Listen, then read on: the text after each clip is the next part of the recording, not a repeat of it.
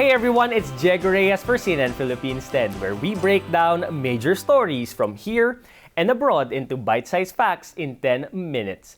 President Bongbong Marcos is in the middle of two key meetings with world leaders amid pressing geopolitical concerns.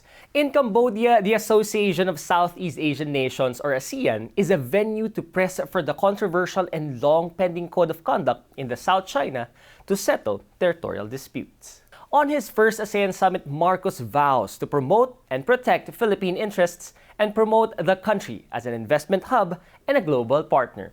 On the sidelines of the summit, Marcos meets with counterparts, including the leader of South Korea. The Republic of Korea is a key partner of the Philippines economically, in terms of defense and security, and also in terms of tourism. And we have a very multifaceted relationship with the Republic of Korea.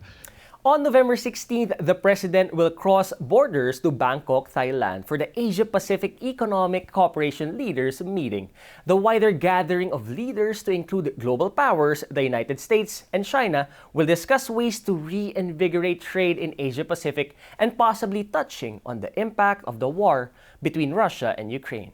President Marcos is also scheduled to meet 6 heads of state. The President will be calling attention to the need to ensure food security, energy security, and also the robust response of APEC economies to the challenge of climate change. The President's other foreign trips include Brussels, Belgium next month for the summit of leaders of ASEAN and the European Union, and a possible state visit in Japan next year. With all these foreign travels, how will us Filipinos benefit from them, and how soon? On the home front, it's a turn of children to get immunized. The Health Department has launched Vax Baby Vax, a 10-day catch-up vaccination campaign for newborns up to 2 years old. Health officials are encouraging parents and caregivers to have their young children protected from a number of diseases. CNN Philippines correspondent Catherine Cruz has the report. Rizel says it's important for her child to be vaccinated for polio, measles, and hepatitis B. 1-year-old Ryzen Hope, who is scheduled for surgery to repair her cleft palate, has a weak immune system and is unable to take her vaccines on time. Pagka healthy siya, pwede ko siyang paanuhan. Kaya lang kasi palagi siya may sakit, kaya 1 year and 8 months na hindi pa siya tapos eh. Rizel says a health worker often visits them at home to make sure Ryzen Hope completes her routine immunization. Metro Manila Center for Health Development Chief Gloria Balboa says child immunization is only at 34% nationwide, with the capital region posting the highest at 46.5%. She says the vaccines are safe, effective, and free in health centers. Lalong DOH, wala naman kami ibibigay na nakakasama sa ating mga bata because that is our mandate to safeguard yung welfare and health of our people.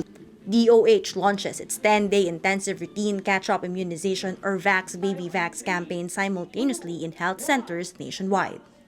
In Metro Manila, the target is to fully immunize 137,000 children for an 80 to 95% coverage. The program extends to other regions as well. World Health Organization official Dr. Robert Cazaala says global immunization coverage should revert to pre-pandemic levels. Philippines is one of the 10 countries with the most numbers of unvaccinated children in the whole world. And that is why we are working very hard with the Philippines to make sure that Philippines gets back to coverage of over 80-90%. Experts say parents and caretakers should get proper information from doctors and health experts for the health and safety of their children. In transportation, the holiday season is just around the corner, and that means traffic. So what to expect when traveling in Metro Manila's main highway? Our Metropolitan Manila Development Authority, or MMDA, will carry out a traffic scheme ahead of the holiday rush. Our AC Nichols tells us more. Over 400,000 vehicles choke EDSA every day, a number that exceeds its capacity by around 100,000. Motorists certainly feel traffic along Metro Manila's busiest highway getting heavier, especially as the holiday season nears. The Metro Manila Development Authority expects the volume of traffic to further increase in the coming weeks by 10 to 20%. To help ease congestion, malls in the metro will carry out adjusted operating hours from 11 a.m. to 11 p.m. beginning Monday, November 14, though restaurants and groceries can open earlier. Malaking tulong po yan kasi unang-una sa public transport, yung mga empleyado po ng mga malls, imbis na nakikipagsiksikan sila during rush hour, maa-adjust po yung oras ng biyahe nila. Ganon din po yung mga mamimili.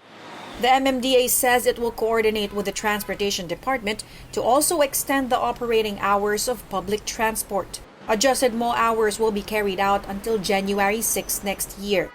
But if traffic eases after Christmas, the agency says it may be adjusted back by December 27.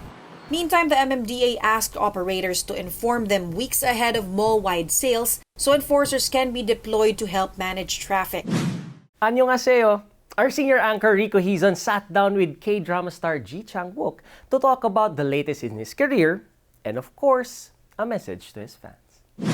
You have become very popular, Chang Wook, among Filipino fans for your action drama films and TV series. And you are returning to action drama through The Worst Evil.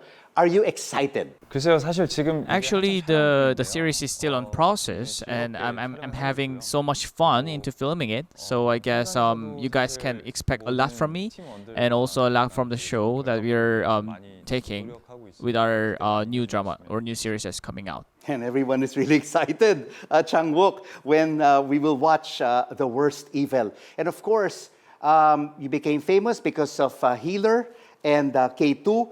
What makes you love doing action drama series? When I do have action scenes, it's very refreshing, and it's somewhat very straight to the point. And I think that's what I love about the action series. And tell us, Chang Wook, out of all the dramas that you have starred in, which drama comes to mind right now? What are some of the most memorable films and TV series? Actually, I think about all the dramas or the series that I actually filmed. But now you have mentioned it, and since we talked about The Worst Evil, I think the one that comes to my mind right now is The Worst Evil. And of course, a lot of your fans are waiting for the release of The Worst Evil, which is a TV series. But for Filipino fans, you're not only a K-drama star, but they also want you to become a K-pop sensation because they know that you can sing. What is your message for Filipino fans who watch your TV series and your films over the past years? I think I'm very, very thankful for the fans who have cheered me and who have always stayed for me for the past years. And since this is the first time that we'll be meeting, I'm very excited and very looking forward to it. And I want to say that also moving forward, I'll be giving various aspects and various kind of roles to the fans. So I hope that they could expect a lot from me for the future. And now for a 10-second trip. The word vaccine comes from the Latin word of what animal? Cow, goat, pig, or sheep?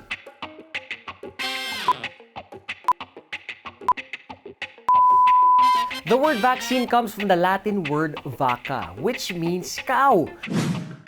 In the early centuries, the deadly smallpox disease spread globally. A cattle breeder noticed then that cowpox, a mild disease affecting his cows, was similar to the smallpox. It could also infect humans, but less severe, and those who were previously infected were spared.